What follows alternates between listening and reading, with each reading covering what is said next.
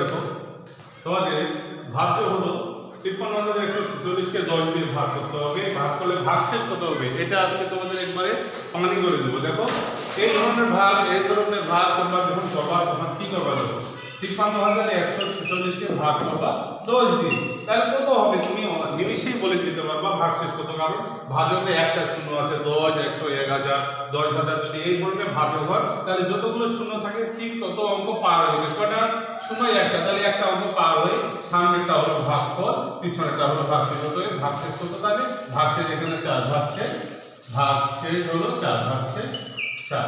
তাহলে ঠিক একইভাবে দেখো এখানে যদি আমরা এটাকে ভাগ করি, এবার 100 দিয়ে ভাগ করবো, তাহলে 100 দিয়ে ভাগ করলে 100 কয়টা শূন্য? দুটার আগে গিয়ে তুমি কমা দিয়ে দাও, অর্থাৎ এই সামনেটা ভাগ কর, তোমার পিছনে ভাগশেষ। তাহলে এখানে ভাগশেষ হলো 20, ভাগশেষ 20। কত সুন্দর, তাই না? একবার পানি।